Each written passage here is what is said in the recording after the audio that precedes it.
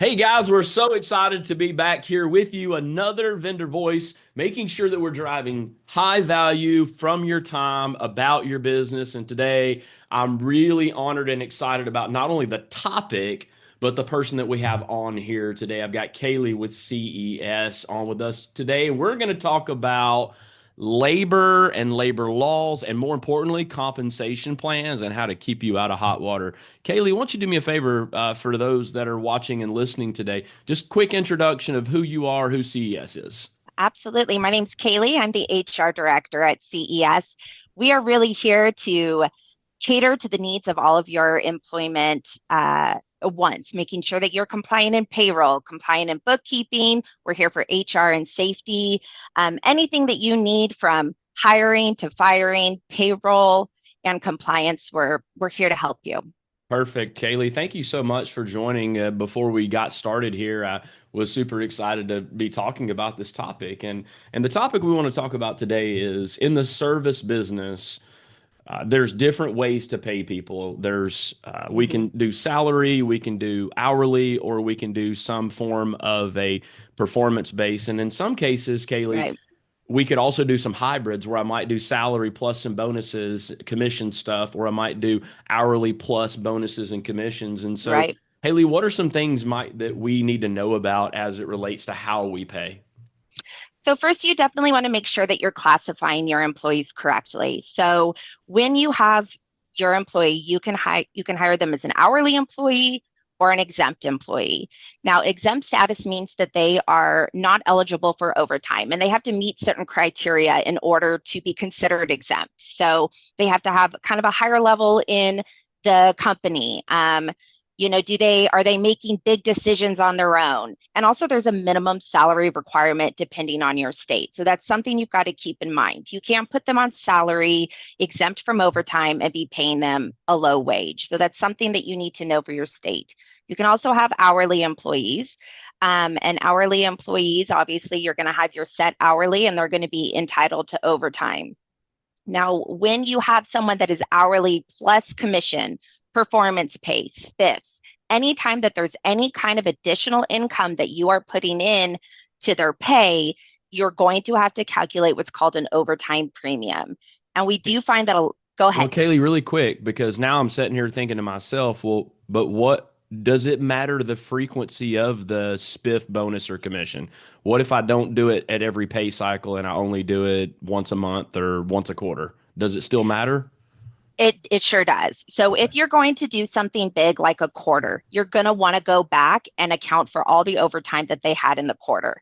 Now, if you have a pay agreement, which we can also dig into that, Chris, later if you'd like, the pay agreement is going to specify when these commissions are going to be paid out to the employees. So if you're doing something like once a month and it lands on a payroll where they have no overtime, then you're okay going ahead and paying no overtime premiums on that specific pay period. If you're doing something larger like a quarter, you're going to want to go back and do a look back to capture all of those overtime premiums. So when you're doing that, a lot of people will say, I'm just paying 1.5 times the amount of their hourly or they're commissioned only. So if they don't produce any commission this week, they just don't get paid. And that's not the case. Anytime that there's additional income, that's got to factor into what the IRS is looking at as a regular rate of pay. So what regular rate of pay is all of their income combined divided by the number of hours worked. And Chris, I see a lot of our clients falling into this as well, where they aren't tracking hours for their commission only employees. And Well, you Kaylee, it makes it easier for me. I just pay commission, no tracking of right, hours. So right. what I just heard, Kaylee, is you just put everybody on alert that it's no longer an inability to track time is super important. That's what I Absolutely. just heard from that. So that'd be a good nugget for everybody. Absolutely. And I hear a lot of our clients say, "Well, I pay my guys so well. They make me money. I pay them well. Like they're not going to come back and say that I didn't track their hours and pay overtime." They absolutely will. Unfortunately, there's always going to be that one person that may find out that you aren't paying them correctly, and they're going to bring it to the Department of Labor. And when that one person opens up that Pandora's box, it's going to open you up to a million other things. So ensuring that you're paying your employees properly, especially with commission-based pay, is crucial. So when you have a commissioned only employee, you still have to track hours. They're still entitled to that overtime premium, which is all of the money they made divided by the hours worked is going to be the regular rate of pay. Off of that regular rate of pay is where you're going to do that 1.5 times of overtime. And if you have a guy that doesn't make sales for a week, you cannot just not pay him for that week. You have to pay him minimum wage for the hours worked. So commissioned only employees, the days where, guys were making a few weeks where they weren't making any money and then they had a really fantastic week, we can't do that anymore. But you can do draws. So if you are wanting to still keep that commission only bucket in regards to, whatever the financial circumstances are of your business, and it makes more sense for you to just keep that in their commission, you can do draws. So you can pull from a future commission to pay them that minimum wage for hours worked in overtime premiums without that coming out of your pocket. And then essentially they don't get, you're just always kind of drawing from their commission. But I only recommend doing that if your guys are making really substantial commission. Really funny, Kaylee, as a contractor, my business was here in the state of Florida, and without getting into the weeds of every state having their own labor law, Right. the part that my labor attorney looked at, he said it's very simple, Chris. They're no longer a non-exempt employee because they have to use hand tools. Mm-hmm. That was the Abs- exemption. It was like, hey, if they absolutely. only use a tablet and a flashlight, but the moment Yep. they potentially have to pick up a screwdriver or a When pair of they're wrenching on pliers or something. Yep. A boom, they hundred immediately percent. move into a non-exempt employee now. Yep. And that's a great point, Chris, because we have a lot of our clients that put their employees into like a sales exemption status. Well, he Mm. goes out and makes sales. But does he install? Then does he go back and install that? Or does he check on the unit? Is he doing anything, like you said, where he's touching tools in his job? And if the answer is yes, you're right. It automatically disqualifies him. A sales exemption is only if they're going out, hitting the pavement, and making sales, period. Can become a very slippery slope. It's funny It, you mentioned that. I it said can. at the labor boards like the IRS, they Oh, yeah. as soon as one little thing happens, it just become everything else become discoverable, and everything's Right. good until something's not good, right? Absolutely. And I will say this, if you have, a good team on your side or a good company behind you that will really support you in your compliance with the Department of Labor audits, the Department of Labor does give some slack when they see that you've acknowledged that you made a mistake, that you weren't compliant, and that you're doing things to bring up that compliancy. Mm. So we are always working with our clients to get their pay agreements put together. If you don't have a pay agreement and you're doing commission or performance pay, you're in trouble. You need a pay agreement that is specifically outlining, how do they earn this money? When do they get paid this money? How can they lose this money? Because if you're disciplining through percentage drops, or they're having to do callbacks, and then you're taking money away from their commission because of callbacks or negligence, those types of things all really need to be outlined in that pay agreement. That's going to keep you safe. Also, immediately starting to pay correctly. So doing the overtime premiums based off all additional income, to create that regular rate of pay. And the moment you start implementing that, Department of Labor is going to see, okay, they've got a great pay agreement now. They're starting to pay correctly. It could definitely decrease your fines on those audits. Interesting. Wow. I know that some of our consumers of content may have a commission base that says that we pay X percent when we sell at Mm-hmm. retail price, but the moment Right. that you discount, it now offsets your Yes. commission. So if I heard you correctly, you're saying that has to be documented and it's got to be very Yes. clear. Does there have to be a signature of acknowledgement for that?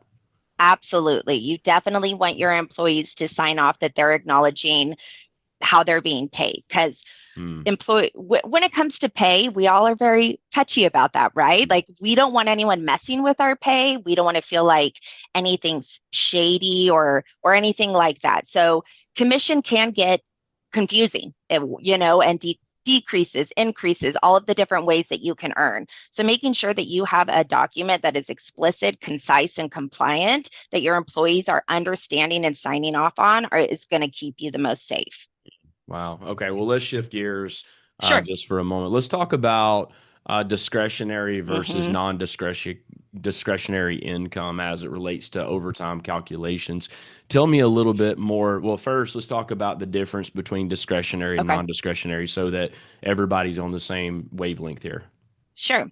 So discretionary income is exactly that. It's at the discretion of the employer. So say, Joe worked a whole week, three guys were out sick, he was picking up all their jobs, keeping things afloat, and you say, you know what, I really want to give Joe just $1,000 bonus as a thank you. It's nothing that he had metrics involved to earn, anything like that, total one-off, a surprise. That does not need to be calculated into overtime premiums. That's discretionary, and that can just be paid as is. Non-discretionary is if the employee knows a way to earn that money. So there's metrics involved. There's percentages that have to be reached. There's tasks that have to be completed. That would be considered non-discretionary income, and that would be needing to be calculated into their regular rate of pay. Mm. Tell me a little bit about how I might go about doing that, Kaylee, to make sure that I'm like, how would I know? Here's what I don't want to have to hire Mhm. CES to know if I'm doing it right. So here Right. you go. Is everybody right? Pause right now. Get your pen and paper out. Kaylee, go ahead and shoot us. How should we go about that? Right. So any time that an employee can anticipate this money, that they can earn this money, that you have it documented, steps to take to get this money. So pretty much the employee's aware that it's coming. Now that can fall into year-end bonuses too. I've had clients kind of fight me on, well, it depends on how well we do that year. Right, but have you given bonuses for the past 5 years? Yeah, we have. Okay, then you can assume that an employee most likely will be anticipating that because it's something that you've done. It's something they know that is earned, that type of thing. Where discretionary would be a complete surprise. It's a complete one-off. Maybe you've never done it for an employee, and there was nothing that they did on a metric scale to earn that specific income. Mm. So many things, Kaylee, that as a business owner and operator that I need to become the expert at. And this Mm-hmm. is certainly one of those areas where, we want to make sure we have the experts on our side and in our corner Right. understanding. Maybe tell me, like, how would I know if does the, here's the better, does the pay, if I have a company that I'm using to process my Mm-hmm. payroll, is it their responsibility to make sure that I'm within the guidelines, or is it my responsibility? It absolutely is the responsibility of the business owner to know their compliance, know what the state laws are. A lot of payroll companies will just ask, hours, additional income, and they're going to pay that overtime at just 1.5 times the hourly rate, or they're just going to pay out commission and not make sure that it's minimum wage for hours worked and things like that. Um, One thing that I would ask your payroll company if you do have additional income is how are they calculating the overtime? Are they calculating it off the regular rate of pay or are they calculating it off the hourly? And that'll give you your answer if you're compliant or not. Because if they're saying, oh, we're taking the hourly and just doing 1.5 times, as opposed to finding a regular rate of pay, then you're missing out on some pay that your employees are entitled to that then can come back to Department of Labor, and you can owe waiting time penalties, you know, uh, getting penalized a certain percentage, and it really can add up. So, Kaylee, I know we talked a little bit about this, but if you could recall the story about the company that the Department of Labor came to them and hit them with a very exuberant amount of Right, fines based on that. right. Maybe tell me a little bit about this. And this is not to scare anybody. I just want No. everybody to understand that this is a real, I mean, operating business can be Hmm. very risky when you're not the expert at everything. And so we want to make Correct. sure that we're educating you and giving you great expert advice. So maybe talk a little bit about that without having used the company's name. Absolutely. So we did have a client that was not paying overtime premiums, was not tracking hours, and was not finding, regular rate of pay or paying their commission employees hourly rate. Took one person to go to Department of Labor, and their fines were coming out to around $100,000 off of fines, missed overtime premiums. And then it turns into not only are you having these fines that you may have to pay, you're also putting in a lot of time and money through the employees that are doing the audits for you, that are looking up the information, that are spending the time with the actual Department of Labor auditor to give them the information that they want. And that was a larger company, but we see companies that have 10 to 15 that are getting hit with 20 to $30,000 in fines as well. So you may think that it's not too significant, but once they find you and find that the pay isn't compliant, the fines and the back pay can be detrimental to your business. So then now, Kaylee, once again, it's like it's not just this instance. Is there a limit of statutes on that where how far they can go back on me?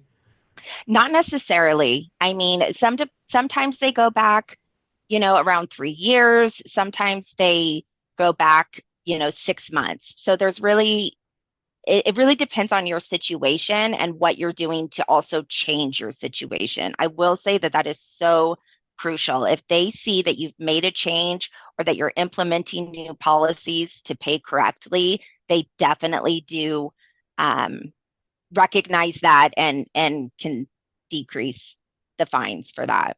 I'm gonna go out on a limb and say there's probably no law that says if someone has this challenge and I fix it for them, that I could give them hush money and me not have to go back and then make right everybody, right? Whether they Right. work. And so Kaylee, whether they work for me today or not, Hmm. if they were due wages, Hmm. I got to go pay them too, don't I? Correct. So they're going to be owed money. And then on top of just whatever it is that you missed, there's waiting time penalties because what they see is they see that they were due this money at a certain time and that now they're waiting all these days to then get that money. And so there's a penalty involved for every day that they're waiting to get that money. Wow, blow my mind on this. And so if we could sum up, Kaylee, a little bit of our Hmm. conversation here today Absolutely. around compensation and overtime wages, what Hmm. might be like a single statement value that you could provide for those that are watching and listening? Absolutely. So I'm going to kind of tell you a little bit of things that you should have in place to be compliant that I think that a good checklist for business owners to have would be number one, having a great handbook. I mean, you may not think that it relates to pay and all of that, but it all really comes back to a fantastic handbook, a great pay agreement that states how they earn their money, how they get paid, where there could be deductions, what happens if they're terminated. And then also making sure that all pay is calculated into the regular rate of pay when you base your overtime. So finding that regular rate of pay and then basing your overtime um, off of that to find the overtime premium. And then just one more thing, Chris, it can be kind of scary when we're already having states that now have, sick leave pay all these additional pays, and it can be really hard on small businesses. And so I'd say to a lot of our clients too, like, hey, what can we do so that you don't have to pay these overtime premiums or we lower them? Does that mean we need to get you another guy on board? Is there too much work for your employees to where their overtime is so high, it's going to boost up all those overtime Mm, premiums? Okay, let's get another guy on board. How can you distribute that labor to distribute those costs? mm, Or, are you allowing them to have more overtime and maybe it's something you could watch more and maybe do efficiency pay? Maybe you do billable hours, and if they can do it earlier than that, then it's a win-win for everyone. You're not paying overtime, they're making good money, you're making good money, everybody's happy.